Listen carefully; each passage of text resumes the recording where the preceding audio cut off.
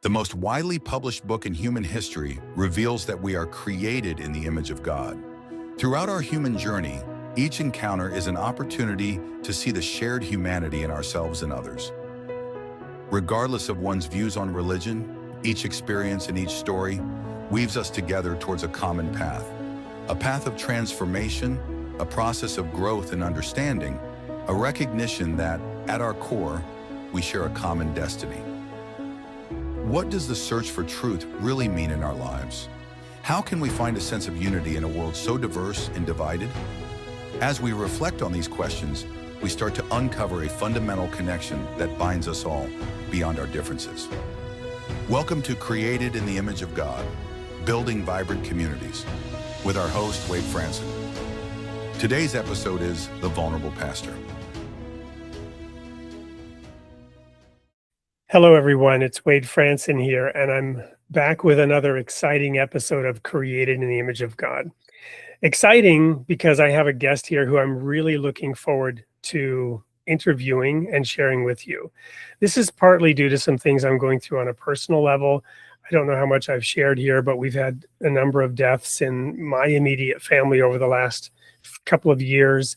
And I'm just back from a trip where there's a court case brewing about the accident which took my younger sister away from me suddenly, unexpectedly. I can't speak to any of the details. As I mentioned, there's a court case, but I'm going through a lot personally, and I'm really appreciating the opportunity to interview this particular guest. Her name is Mandy Smith. She is a pastor, author, and thoughtful voice on sustainable human-scaled ministry. She's best known for her book, The Vulnerable Pastor: How Human Limitations Empower Our Ministry. She writes with honesty, theological depth, and lived pastoral experience. I could say more about her, but let's just welcome her into the studio. Welcome to the studio, Mandy. Thanks for having me. It's great to be with you, Wade.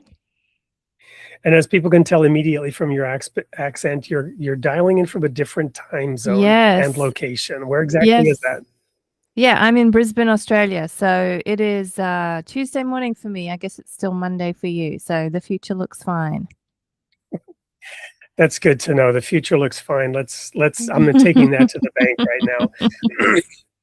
As we always do on the show, we first go to look at the past, right? So tell us a little bit about your very early years, your parents, the circumstances which molded and shaped you as you were gaining experience as a little girl, I assume down under. Yep. Grew up in Australia. I have lived in the US and UK for 25 years, but my childhood was all in Australia. And I'm so grateful to be able to say that my family just lived for me what it looked like to trust God. That was just a part of it felt like that was just infused in everything that we did, not in a holier than thou kind of separate from the world way, but in a way that the world felt infused with God. And just going on a walk or going on vacation and looking at the ocean or looking at birds or enjoying whatever life was, there was often a reference to, isn't it amazing that God made things that way? And so I'm really grateful that it's not hard for me to imagine that God is good, because I've had that lived experience. Of course, not a perfect family, but a family that did live out that faith and pray together and all that kind of thing. So I'm so grateful for that. I think what I didn't always feel confident in was my own self. And as an artist and an introvert, it's easy for me to get overwhelmed and to interpret that as incompetence. And it's only as an adult that I've come to see that often is because I'm taking in a lot of information from the world, and that can be a gift. It's just difficult to know what to do with all that information, emotional and social and spiritual things, as well as, data. So I think as a child, I probably wasn't very conscious that I might have some agency and some power and some things to share with the world. And so it's taken me a long time to figure some of that out. Although I do think that, one of my books is about childlikeness, because Jesus says, unless you become like a child, you can't enter the kingdom of heaven. And I've never heard a sermon on that, or, it's a throwaway comment, I think, for many of us. And we often, I think, we think, well, it's nice to be winsome, it's nice to wonder, but nobody can live like that all the time as an adult. So it's lovely to do that on vacation, thanks Jesus, but adults can't live like children. And so I have taken some serious time as an adult to explore, what on earth was Jesus talking about? That this is so much more than just being, wondering at the world and being whimsical. There's an attentiveness that children have. There's an honesty and a courage that children have. There's just an openness and availability that children have. And so I was encouraged as an adult as I started exploring these things. And Thomas Merton was a great help to me in this, because I think he was one of the adults I've come across who had figured some of this out. It helped me appreciate how, look back on my childhood in a way that realized I wasn't cute. Children aren't actually, their feelings are just as powerful as adult feelings. Their ideas may not be as wise as adult ideas, but in some ways they're more wise in a different way. And so even now, as I'm thinking back to myself as a child, I have a kind of respect for her, that she knew how to walk on a beach and just be available and just explore and just discover things, and not have an agenda, just be open to whatever God provided and marvel at that without having expectations of something else she needed. And there was an honesty there, and there was an open-heartedness, a willingness to let yourself feel and let yourself long. And I'm learning from her still, and it's encouraging to me to remember that whatever it is that Jesus meant about needing to be like a child is something we've already all done. We did this as kids, and it's just something to remember. It's not something that we have to entirely reinvent. Well, at risk of destroying the normal flow of the show, I want to dig into that a little bit. On this trip that I just took, I was actually noticing some of the little children, for whatever reason, around me. And I was thinking about exactly that. I was just thinking about the purity and the innocence and the joy that they expressed, and that I felt at hearing them, make their statements and their observations about what was going on as they were experiencing this very unusual thing for them, which is travel, international travel to Canada. We were up in Canada a couple of weeks ago for this memorial. And then, so yeah, I think there's definitely a power there. So what are some of your thoughts on what Jesus was getting at with that statement? I think fundamentally it was about being unafraid of our powerlessness and being unsurprised when we can't run the universe. As adults, I think we spend so much time being ashamed of that and being surprised by that. And I think I've just come to a place where there's such a freedom on the other side of that. There's the reality of all the things we can't control and fix and understand. And then we can make it even harder for ourselves if we add this should to that. Like, I should be able to fix and control and understand. And the shame of that, of like, something's wrong with me because everybody else seems to be able to fix and control and understand. And I think one of the big shifts in my adult life has been realizing God never asked me to fix and control and understand the universe. And the should that I put on myself and the shame that I put on myself is not from him. And I'd rather put my attention and energy into navigating a world I can't fix and control and understand than the infuriating effort to fix and control and understand, and the weight of feeling something's wrong with me, that I can't be God, basically, And I think this is what Jesus is wrestling with in his temptations in the wilderness, that I think that the enemy is fundamentally coming after him as a human being and showing him this huge mission that he has and saying, you can't control the outcomes of this mission. You can't force people to love you and follow you. And you've just got 2 small feet and 1 small voice. And how are you going to accomplish this mission of changing the world? You could just go back to being God. Just go back to being able to control more. And Jesus dogmatically refuses every time to be ashamed of his human limitations. And thank God that he did. And I think that's a freedom he's inviting us into, and that a modeling that he was more willing to be human than we usually are, I think. And there's something really childlike about that in trusting in the Father's guidance, the Father's provision. And so just losing that surprise, I think, is something that I'm trying to remember from my childhood, that I'm not able to control the whole world and that I'm not called to. Well, and as you talk about that, I'm thinking about this from multiple angles here. On the one hand, the show's called Creating the Image of God that we're on, and I'm constantly reflecting on the fact that we were given complete freedom in the Garden of Eden, right? Freedom to do whatever. We were given guidance of what would be helpful and less helpful. But we were allowed to do what we wanted to do. And that is the nature of the universe that we sometimes want to control. But it was structured in such a way that God himself is not even controlling it in that sense. So why are we trying to assert control? And you mentioned become like God. Yeah, but become even more like God, like our idea of God, which would be very controlling, which God is not. Right?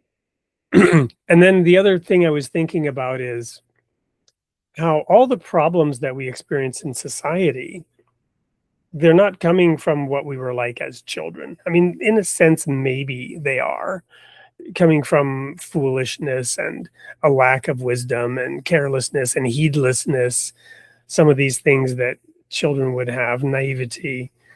But this become like a little child is, in order to fix the things that are wrong, we would have to let go and go back to becoming like little children and become more observant and learn what it was we did wrong in the first place, because all these impositions are coming at us from society that are taking that childlikeness out of us.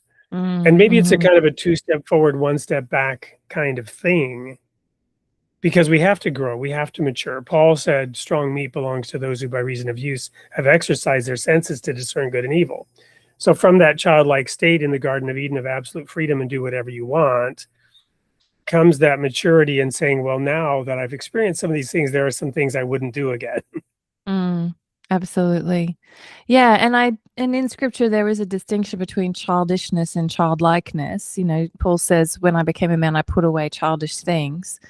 And what I know, and this is from my book, Unfettered, we don't usually have a hesitation about adultishness. Anytime that I said, oh, I'm writing and thinking about childlikeness, people would say, have this hesitation, but don't be childish, And I've never in my whole life heard somebody say, don't be too adultish. Like we see this in politicians and leaders all the time at the moment. I think of like this adultishness, in my definition, is assuming that you are in control of everything and that it's your job to be in control of everything, and this abuse of power and this overuse of our agency. And so I think for me, childishness is being afraid of our powerlessness and being afraid of our powerfulness. Adultishness is being afraid of our powerlessness. So there's when it comes to, God has given us agency. God has invited us to be like him, but be like him in the right ways. And when we begin with that childlikeness of being open to him and being available and being teachable, something happens when we connect with God in that place that gives us a power and gives us a mission and gives us insight, that then we're going to need to bring all of our agency, all of the adult likeness that's going to allow us to bring that into the world, embracing what what power God has given us, but not with an abusive, I've got to fix the world kind of thing. And that's been tricky for me to figure out, because I think we are called to be comfortable with powerlessness, but also comfortable with ways that we are powerful and that we do have agency and that we're given a voice to speak. And something happens when we begin with the childlikeness that allows us then to take back whatever agency we do have in a way that isn't trying to be God, but is trying to, become God in the way that he intended us to become like him, and not in a way that's trying to usurp him and become God instead of him. To partner with him is, I think most of my life has been trying to figure out how to partner with God in a way that's not just me going off on my own or me assuming I'm doing God's work for him, but somehow releasing enough control that I'm listening to him all the time, but always in a way that's aware that he's ultimately the one who began this and is asking me to join him in it. And I think that's worship. That's heaven. That's where we're supposed to be, So let's wrap up this first segment by going back to sort of the general format. And I'm going to pick up on what you just said when we come back from the break.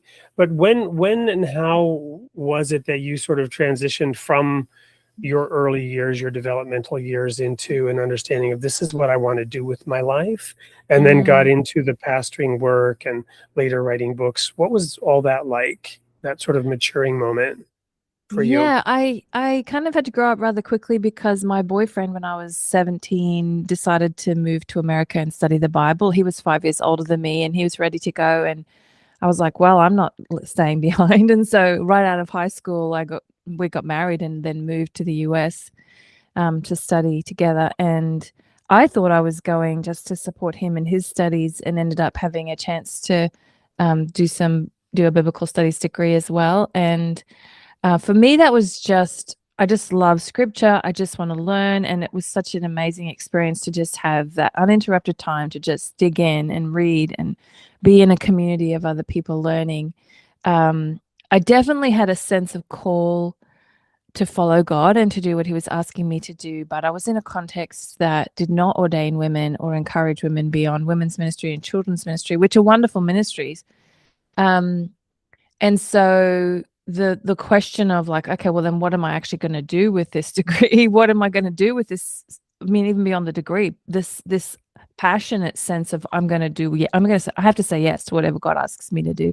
It wasn't a job description that he was asking me to do. He was asking me to follow him, and I was just joyful to say yes. But in a context where I was told all the things I couldn't do, it was really quite a painful experience, So there's been a lot of wrestling within my own self and with God, and a lot of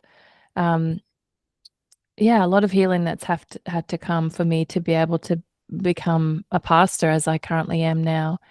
So it's been a bit of a roundabout path, and but I can look back and see that so many of the ways that my faith has been honed has been in those questions where what I'm sensing from God in my own spirit and what people around me are telling me, when those things are in conflict, I have no choice but to go back to the Lord and say, who do you say I am? What are you asking me to do? And although it was incredibly painful to be in those situations, having the opportunity to go back to him over and over again has really honed my faith and my sense of call that I draw upon every day now in my work that I do. So strangely, the thing that seemed to disqualify me or sideline me has been a way that God has prepared me for this work. Well, thank you so much. We're going to go to a quick commercial break, and it might be a video that's related to this topic. We haven't fully decided which, since we're pre-recording today. But when we come back, I'm going to pick right up where we left off with Mandy Smith. Don't go anywhere. We'll be right back with more on creating in the image of God. Soul Seeds is both a one-day community garden experience and an annual roadmap for integrating and revitalizing local communities. In a single day, Soul Seeds brings youth, families, residents, and volunteers together to transform underused space into a living garden, planting not just vegetables and flowers, but the seeds of service, self-reliance, and community. But Soul Seeds doesn't end in one day. It becomes an annual plan. Plant together, manage together through shared care, youth leadership, and community connection. And harvest together, food, beauty, trust, and a stronger neighborhood. In honor of Earth Day, Soul Seeds helped restore an overgrown courtyard at a nursing and rehab center. In one day, volunteers cleared the space, transplanted a rose bush, and planted flowers, vegetables, and a tea garden. When we returned the next week, residents were glowing with pride, already caring for the garden as their own. At New Fountains Apartments in Fitchburg, Wisconsin, a youth group called the Justice League asked for help building a raised bed garden. Even in pouring rain, they built the frame, filled it with soil, and planted the garden, showing that community grows strongest when people serve together, rain or shine. Led by the Royal Falcon Foundation, and powered by partners including the Bridge to Kindness, Summit Credit Union, and the Belleville Community Health Improvement Project, Soul Seeds is now being piloted in Wisconsin and Ohio as a model for broader community and credit union engagement. One day can launch it. 1 year can sustain it. One community at a time, Soul Seeds helps neighbors plant, manage, and harvest a better future. Join us and grow with us. Welcome back to Created in the Image of God with Mandy Smith, a pastor from Down Under, who wrote The Vulnerable Pastor, How Human Limitations Empower Our Ministry. I want to get personal on that topic because I personally resigned in 1995 from the full-time ministry. I continued as a lay pastor for a while, but there's an aspect of what I did and why I did when I resigned, which was to separate my faith from my paycheck. But there was another underlying component, and that was the responsibility and the accountability that I felt like I had at that time.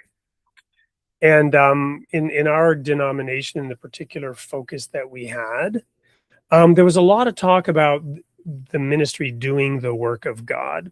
One of the last sermons I gave questioned that and said, why do we stand up here and presume to say we're doing the work of God?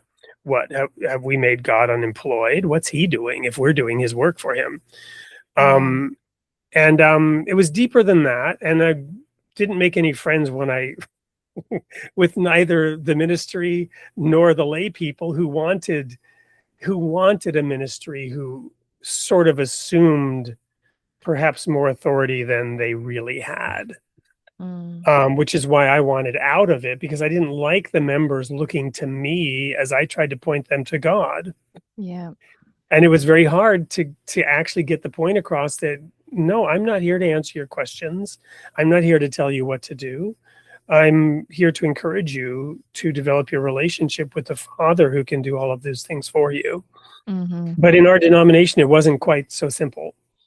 So I wanted to invite you to sort of respond to that in the light of your work and your book and all the things you were saying right before the break. Yeah, absolutely. Yeah, I feel it. And I have moments in my ministry where somebody looks at me in such a way that I realize they're mistaking me for God. We all want something right in front of our eyes that we can touch and say, this is my hope. I don't need to look any further. This is where I'm going to find my strength and my encouragement. And ministers can fall into that trap. And it actually feels quite delicious. It's been good for me to name, especially if you're not feeling like you're doing a great job, which is a common feeling in ministry. And someone looks at you like, won't you be my God? It's so easy to fall into that temptation. And it's a strange thing that it's our job to actually teach people even how to see us. And I've had moments like that where I've had to kind of do a little sidestep and say, yeah, let's look for God together. Let's pursue him together. And thankfully, it's this strange kind of way that ministry feels impossible every day, and it can be that in itself is the thing that keeps ministers, or that has the opportunity to be the reason why ministers keep trusting God themselves. The work itself is beyond us. And the sad thing is, when we feel that, it's like I was saying earlier, in the beginning, when I felt how impossible the work of ministry is, I had that, but I should be able to fix and control and understand this. Something must be wrong with me, because I see plenty of ministers out there who seem to be able to do this. Therefore, the impossible nature of this work is a sign that I'm not good enough yet, or that I'm not working hard enough yet, or that I need to buy another book or go to another conference. It's great to work hard. I am not a lazy person. It's great to buy books and go to conferences, but those are not the thing that's going to help me. I work really hard. I try to answer all my emails. I try to lead faithfully. And at the same time, all of the work I do never feels like it's enough. And when you come to the end of yourself like that, what are you going to do? Are you going to, I think this is why so many ministers either make abusive choices or burn out, because they haven't, like, if there's one thing I can say to people, it's like, it's all right for it to feel impossible. And that is the place where we're supposed to say, oh God, I need you. Oh God, like to push back from the desk in the middle of writing the sermon, or to stop in the middle of the meeting where everything just hit the fan, and to just cry out to the Lord and say, this is your church.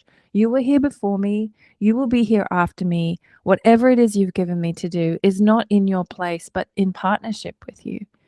And that's the only way that I know. I never feel on top of things. Like I often say, I'm not comfortable, but I'm getting used to the discomfort of this feeling like I should be complete and I should have all the answers.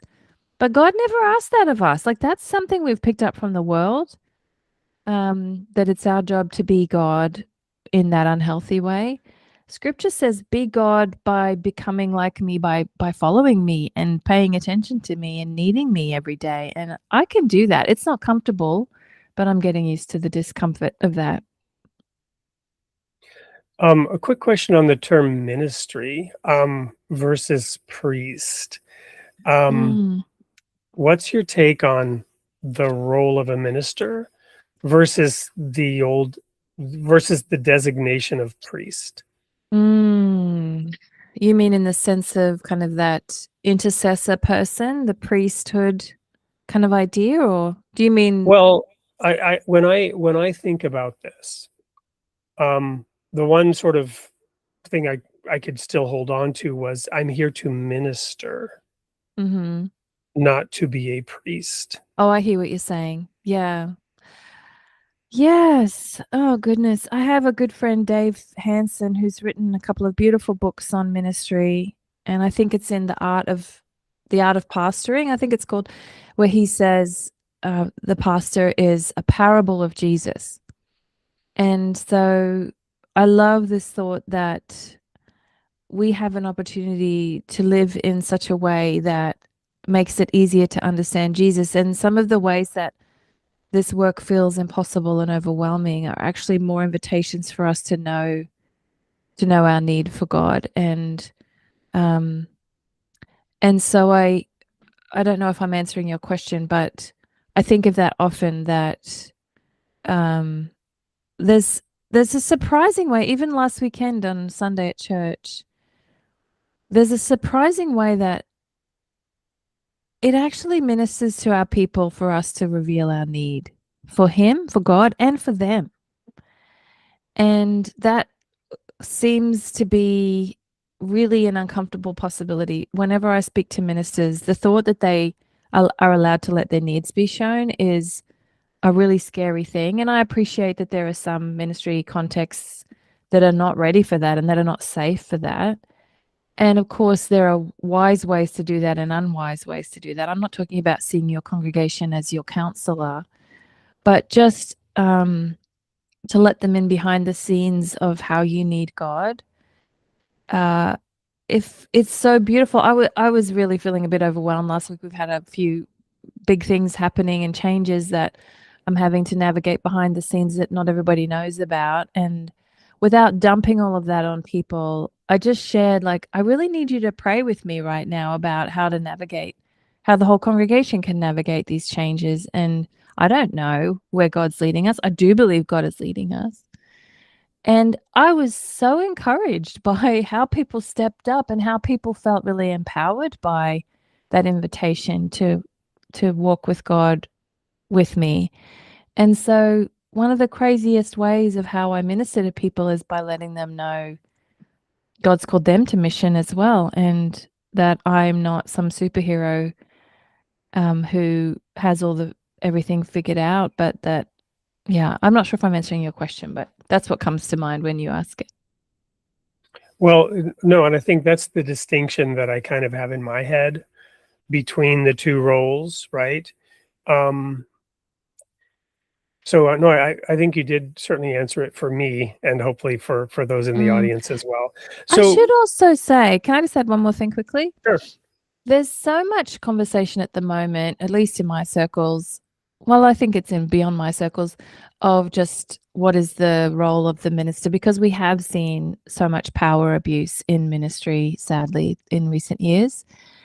And I think the answer is not to go to the other extreme of saying, well, then we don't need leaders anymore and nobody has any authority anymore, and the minister is entirely useless and does not have a unique role. And I think that's an overcorrection, from the abuse. To do the opposite of an abusive thing is not necessarily a healthy thing. And so what I've really had to do is ask, okay, well then I do have a unique role. What is my role here? And a lot of it has to do with, I have more time available to me to be paying attention here than most people in the congregation have, and to be praying, and I might even just know a lot of things that other people don't know. I'm in lots and lots of conversations that some of them are only in one or two of those conversations. And so there's a way that I have a perspective that is unique in this place, and that can invite unique ways of bringing things together. And I think also that this is similar to what I was saying earlier about the childlikeness and adult likeness. We as Christian people have an agency. God has given us gifts and time and capacities and energies and authority, and the question is if we will use our authority out of our anxieties that we're supposed to be able to fix and control and understand everything, or if after the surrender to God, we find something in him that is an authority in his way. Jesus astounded people with his authority, but it came from his surrender to the Father, not from his domineering ways. And so there is a kind of authority that a pastor can have in a healthy way that comes from, I think one of the ways I most kind of started to embrace this was just appreciating the authority that I had in my children's lives for their good, that I've lost sleep for you. I've read books about this. I've had millions of conversations with other parents to try to figure this out. And I have given up my resources, my home, my life for your good. And so I may not be 100% right all of the time, but my goodness, I have a right to speak into your life because I know you better than probably you know yourself, And so because of how much any leader has surrendered, the way they lose sleep over it, the way that they work hard over it, the way that they give up, nobody knows the things that they have to do behind the scenes. Christmas Eve here, I'm the one mopping up the mess when the pipes burst and everyone else is on vacation because I live next door to the church, and my husband heard the thing leaking everywhere on Christmas Eve. Like, there are just so many things that people don't even know, sacrifices that you make behind the scenes and ways that you surrender that don't make you perfect, but give you a unique perspective and a unique kind of authority that it's our calling to bring in the right way. Well, I'd like to go in a slightly different direction on this topic of authority, because I think it will be interesting. We here in the United States, we are experiencing what I am increasingly calling an ideological civil war, and the fronts of this war are multiple. In an oversimplification and a caricature of it, you could call it progressive and conservative, but it's not that simple. It's multidimensional. But it's become very extreme, and there's just one of the fault lines is that of gender. And I want to talk specifically here about something that was of deep personal impact to me years ago, because I'm a child of divorce. My parents divorced, and later I sadly experienced my own divorce after saying I would never get divorced. And this caused a deep reflection on the role of men and women, going back to the book of Genesis, and what some people call the fall, and the curse. I began to write a book that was originally intended to be called The Curse of Eden, in which I get at this question of when God told Eve, your desire will be to your husband and he will rule over you. And so the husband being the head of the wife.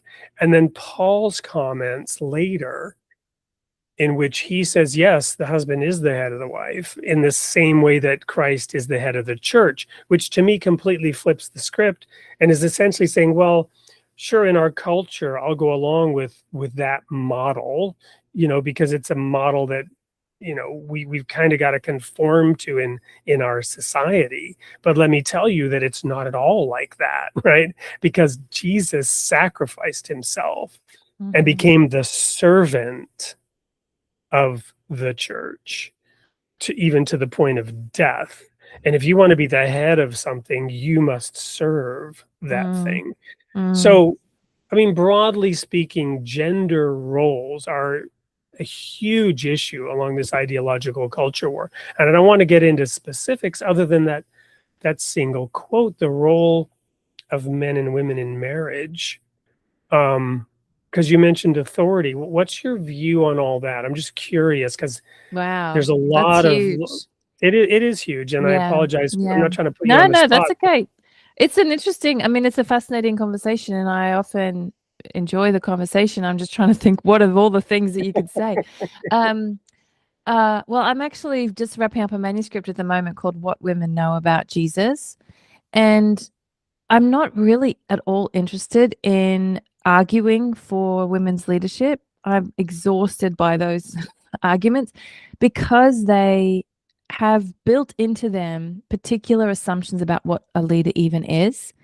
And I'm more interested in saying, how are women already leading?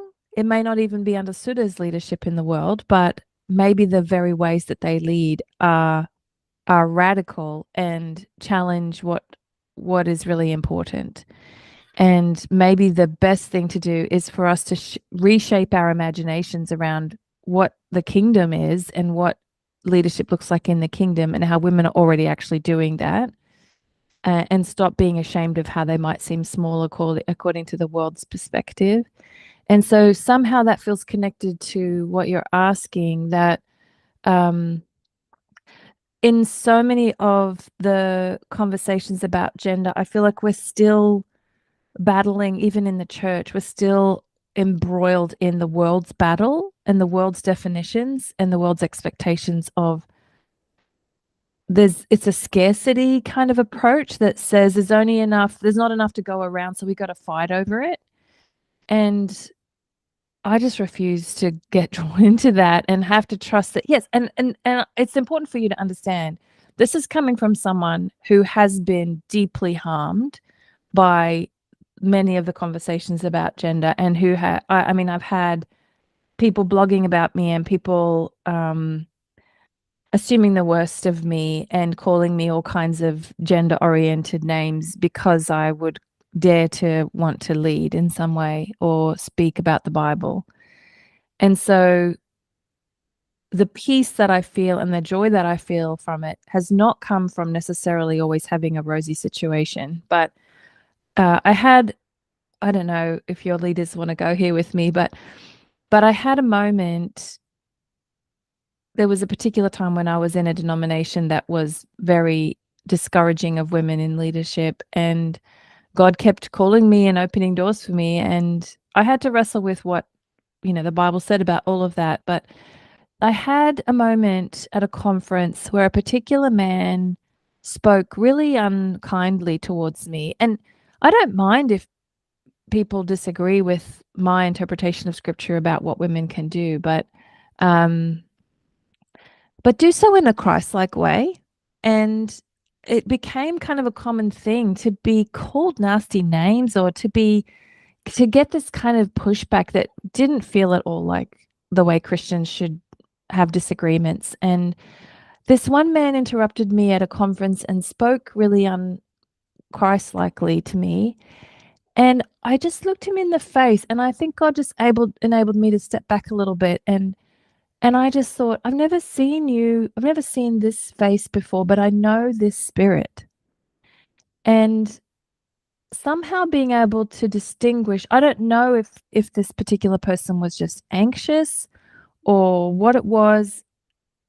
And I don't think he's possessed by the devil, but there is a spirit, there are spiritual forces which want to cause damage to the beautiful harmony God intended between men and women. And I think there's a specific, because there's such beauty in the way that we're supposed to come together to represent, not only in a marriage, but just in our conversation as a man and woman here, like in our partnership, in our co-leadership of the church. There's something about the unity between men and women, the way God intended it, that's supposed to reveal him to the world in its fullness. And so I think that's a real threat to the darkness. And so there's specific forces made to come against that unity. And something changed in me on that moment when I realized I recognize this spirit that I can't force all the men in the world to like me or agree with me or support my leadership or whatever. But I have already been told our battle is not against flesh and blood, but against these principalities and spirits. And also we've been promised that those things have already been overcome by the death and resurrection of Jesus.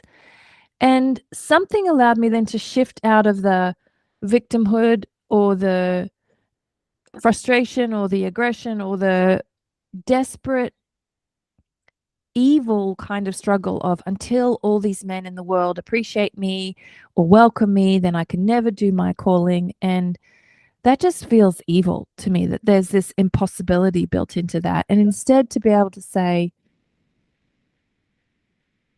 my battle is not against flesh and blood. Even if there are men in my life who have mistreated me or misunderstood me, they are still my brothers in Christ, and there is a unity in the spirit that we may not experience fully, but we don't have to fight we have to fight to represent the unity God has already given us. God doesn't say fight to have unity. God says work to reveal the unity that you already have been given in this united spirit. And so that's a long story, but it felt like something shifted on that day, that I remembered that the enemy was not my brothers, but that the enemy has already been overcome, and to walk with peace in the things God asks me to do, and hope for unity, and also appreciate that I don't have to get drawn into the world's scarcity and the world's anxiety and the world's us versus them and all of that in order to, I think we're supposed to live according to a better kingdom where there is room for everyone. And there's real healing when we do that, even though we don't see it yet.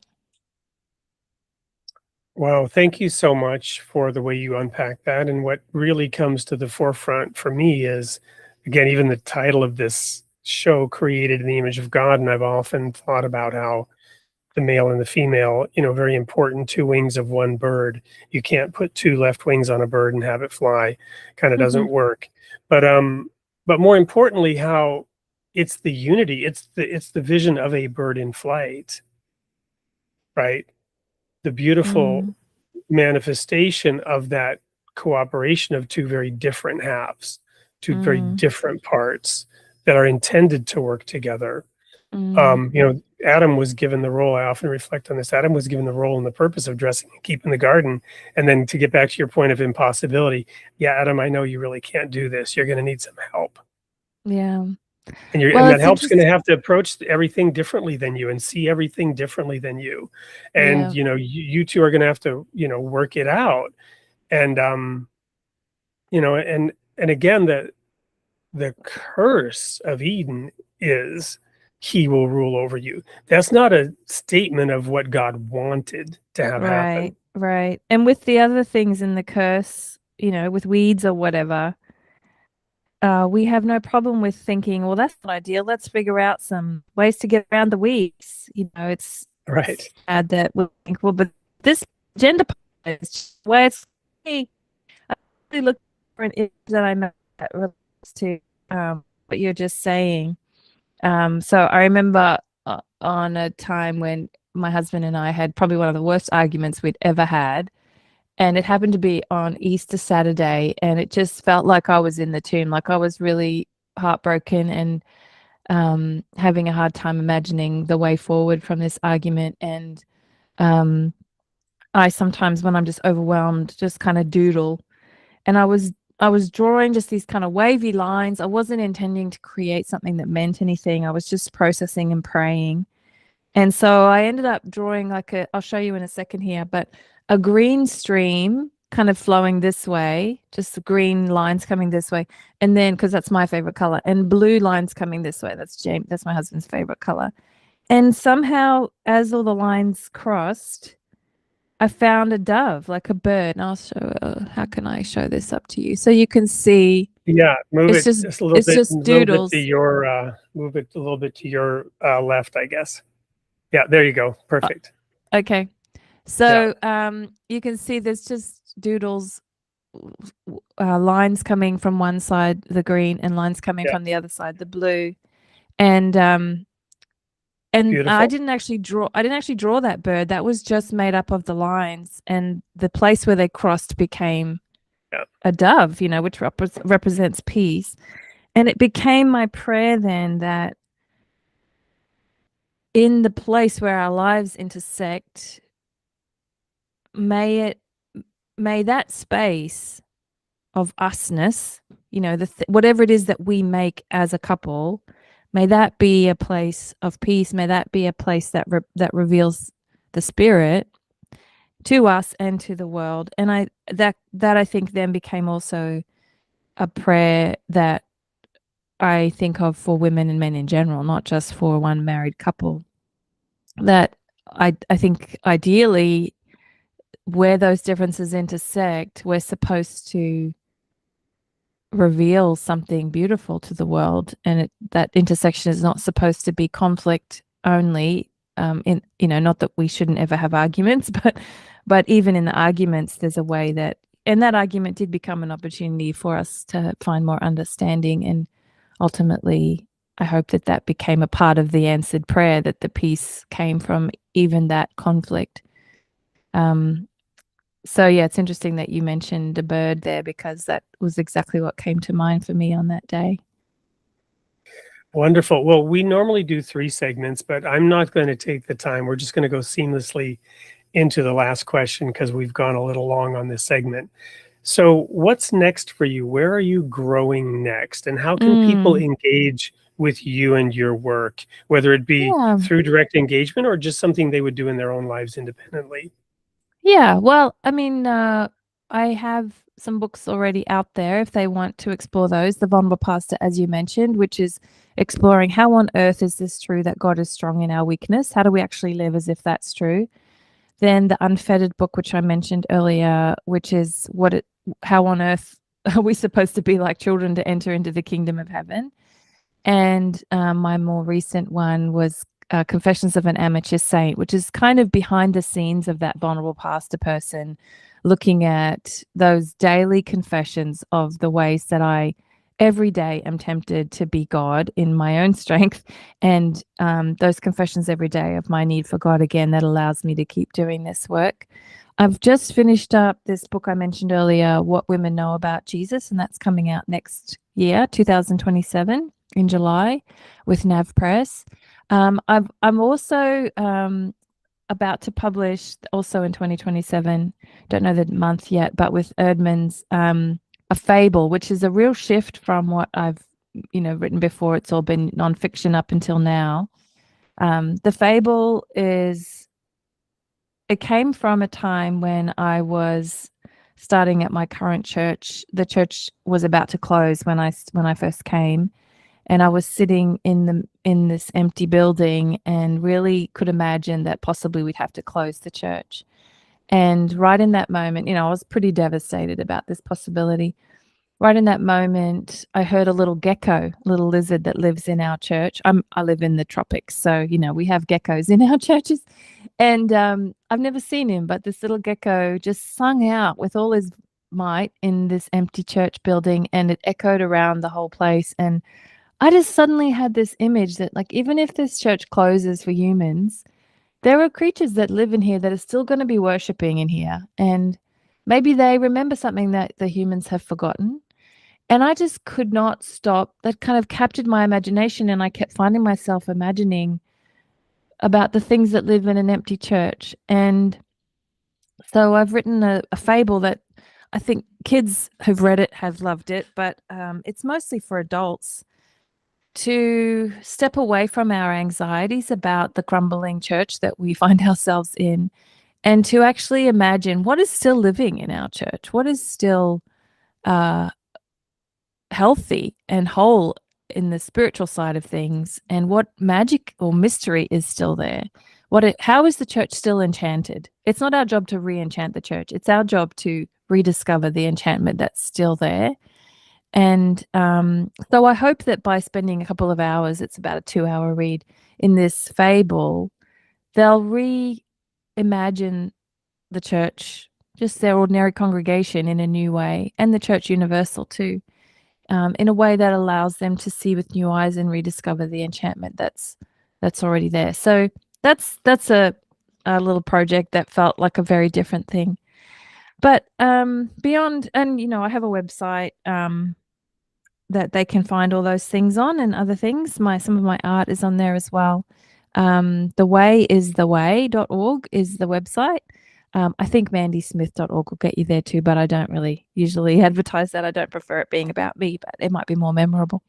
But the other thing that comes to mind, in addition to those things, well, I'm also often on Low in the Water podcast, which is put out by the Eugene Peterson Center. And that's a wonderful, I'm one of the regulars on there. It's a wonderful podcast for people in leadership of any kind, Christians who are wanting to do so faithfully and maybe just needing some friends in the journey. So you can check out that podcast as well. But one thing that really comes to mind for me when you're asking, what's happening, what's going on right now, with all of the things that God calls us to do for him, it can be, it can feel like, oh, there's so much work to do. It's never finished. It's always complicated. People are difficult, whether it's a ministry thing or leading a family or creating a piece of art or whatever it is that we feel God calling us to do. It's always, for me anyway, it's almost always bigger than I ever could do. And that can feel really unkind. It can feel like God's burdened us with something.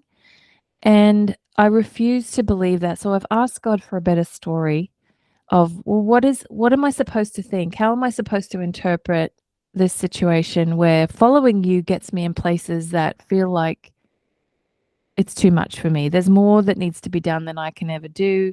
And I don't even fully understand what it is that you're asking of me. And what is your story of that, Lord? That's better than the world's story, which would say, God's just dumped a whole bunch of stuff on you. That's more than you can do.